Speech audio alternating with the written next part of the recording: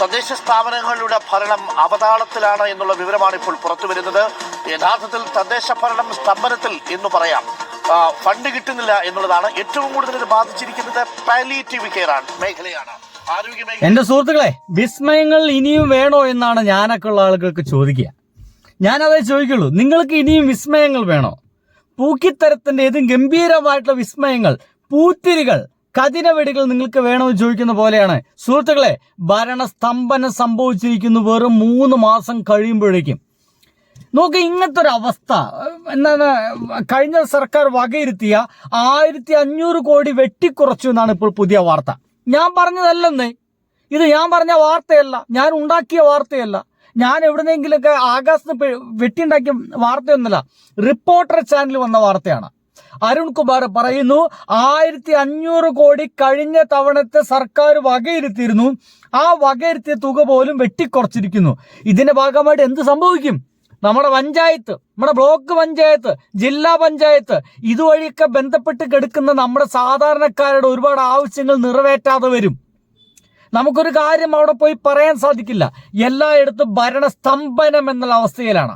പണമില്ലെങ്കിൽ ഒരു പേപ്പർ പോലും മുന്നോട്ട് നീങ്ങില്ല എന്നുള്ള യാഥാർത്ഥ്യം എന്റെ പൊന്നു സുഹൃത്തുക്കളെ നിങ്ങളൊന്ന് മനസ്സിലാക്കുക. ചിരി മാത്രം പോരാ. ഇവിടെ ചിരിക്കാത്തൊരു മുഖ്യമന്ത്രി ഉണ്ടായിരുന്നേ, ചിരിക്കാത്ത മുഖ്യമന്ത്രി ഉണ്ടായിരുന്നു. ചിരി മാത്രമേ കുറവുണ്ടായിരുന്നുള്ളൂ കേട്ടോ, ചിരി മാത്രമായിരുന്നു കുറവുണ്ടായിരുന്നത്. ചിരിക്കുന്ന മുഖമൊന്നും നിങ്ങളുടെ മാധ്യമങ്ങൾ, നമ്മൾ കണ്ട മാധ്യമങ്ങൾ പിണറായി വിജയന്റെ ചിരിക്കുന്ന മുഖമൊന്നും നമ്മുടെ മുമ്പിൽ കാണിച്ചിട്ടില്ല എന്നതാണ് പ്രശ്നം. എന്റെ വീഡിയോയിൽ ഞാൻ കഴിഞ്ഞ ദിവസം എങ്ങാണ്ട് ചിരിക്കാത്തൊരു മുഖം പിണറായി വിജയന്റെ കൊടുത്തിരുന്നു. എന്റെ ഒരു പ്രിയ സുഹൃത്ത്, എന്റെ ചാനൽ കാണുന്ന പ്രിയ സുഹൃത്ത് എന്നെ ഓർമ്മിപ്പിച്ചു, ഇത് തന്നെയാണ് സുഹൃത്തെ കഴിഞ്ഞ എല്ലാ മാധ്യമങ്ങളും ചെയ്തിരുന്നത്.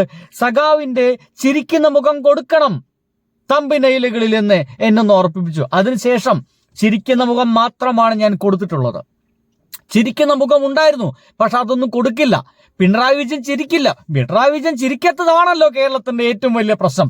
കേരളത്തിന് നീറുന്ന പ്രശ്നം, കേരളത്തിന്റെ സാമ്പത്തികാവസ്ഥയിൽ നീറുന്ന പ്രശ്നം, കേരളത്തിന്റെ സാമൂഹ്യാവസ്ഥയിൽ നീറുന്ന പ്രശ്നം, അത് പിണറായി വിജയൻ ചിരിക്കുന്നില്ല എന്നത് മാത്രമായിരുന്നു. അവസാനം പരിപൂർണമായിട്ട് മുഴുവൻ ചിരിക്കുന്ന, എല്ലാ കാര്യത്തിലും ചിരിക്കുന്ന, ആരെങ്കിലും ചത്തുകിടക്കുന്നു എന്ന് പറഞ്ഞു കഴിഞ്ഞാൽ അപ്പോഴും ചിരിക്കുന്ന ഒരാളെ കിട്ടിക്കഴിഞ്ഞപ്പോൾ ആളുകൾക്ക് മുഴുവൻ സമാധാനമായി. നമ്മുടെ തദ്ദേശ ഭരണ സ്ഥാപനങ്ങളൊക്കെ മുന്നോട്ട് പോകേണ്ട 1500 കോടിയാണ് വെട്ടിച്ചുരുക്കിയിരിക്കുന്നത്.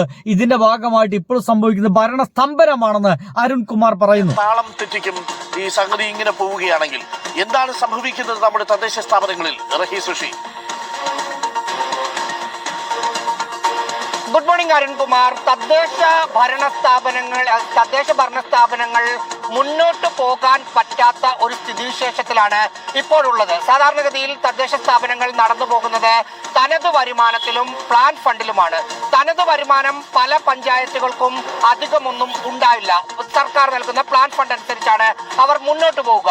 സാധാരണഗതിയിൽ ഏപ്രിൽ മാസവും ജൂലൈ മാസവും ഡിസംബർ മാസവും 3 ഗഡുവായിട്ടാണ് പ്ലാൻ ഫണ്ട് സർക്കാർ നൽകിക്കൊണ്ടിരുന്നത്. പക്ഷേ കഴിഞ്ഞ സർക്കാരിന്റെ അവസാന കാലമായപ്പോൾ അത് ആദ്യ ഗഡു ഏപ്രിൽ നൽകും, പിന്നീട് നവംബറിൽ നൽകും, അത് കഴിഞ്ഞുള്ള ഗഡു അടുത്ത വർഷത്തെ ഫെബ്രുവരി മാർച്ച് മാസങ്ങളിൽ നൽകുന്നതായിരുന്നു രീതി.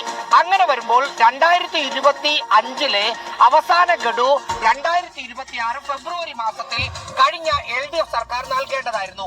ആ പണം ഇതുവരെ നൽകിയിട്ടില്ല. മനസ്സിലായില്ലേ?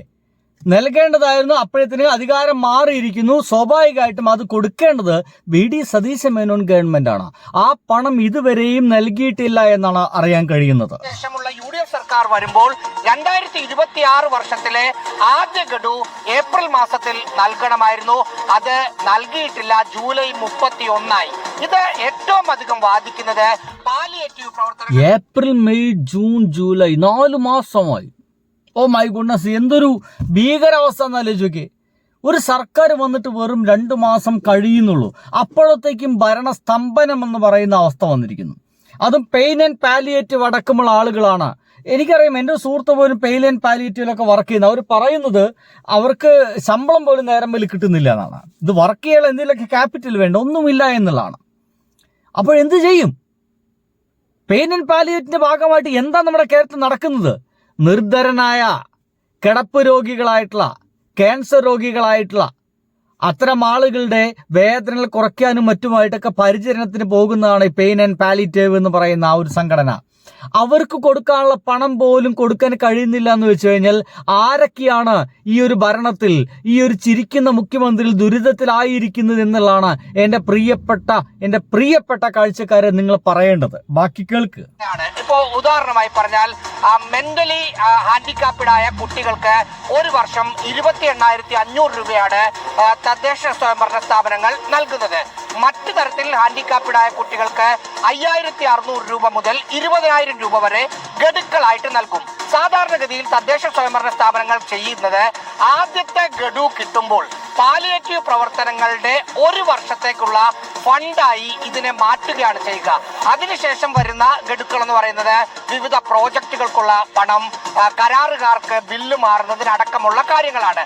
അതിലേക്ക് അടുത്ത ഗഡുക്കൾ വരുമ്പോൾ കൊടുക്കുകയും ആദ്യ ഗഡു വരുമ്പോൾ ജനുവരി മുതൽ ഡിസംബർ വരെ പാലിയേറ്റീവ് പ്രവർത്തനങ്ങൾ മതി. ഇപ്പോൾ അത്യാവശ്യം വൃത്തിയായിട്ട് അദ്ദേഹം അത് അവതരിപ്പിച്ചു കഴിഞ്ഞിട്ടുണ്ട്.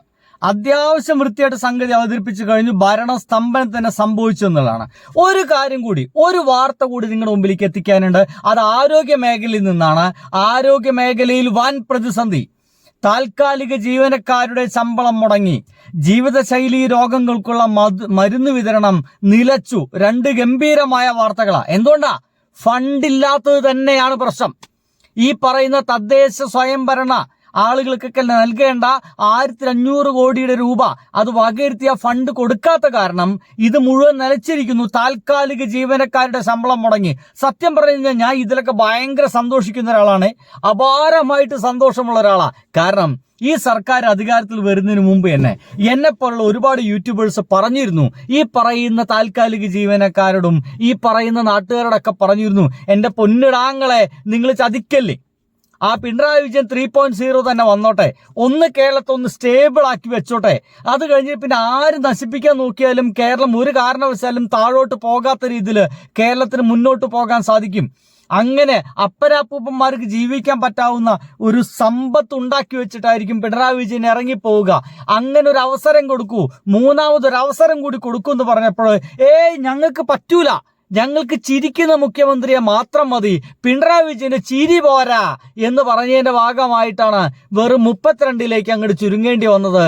അവരാണെങ്കിൽ 100-ന് അപ്പുറം കടക്കുകയും ചെയ്തു. സെഞ്ചുറി കടന്ന് അതിന്റെ അപ്പുറം പോവുകയും ചെയ്തു.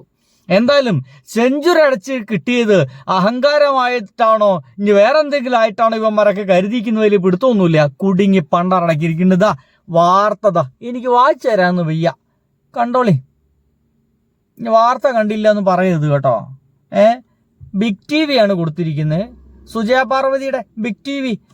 അവരാണ് ഈ വാർത്ത ഇപ്പോൾ കൊടുത്തിരിക്കുന്നത്. ഫണ്ട് ഇല്ലാത്തതിനാൽ ആരോഗ്യ മേഖലയിൽ പ്രതിസന്ധി.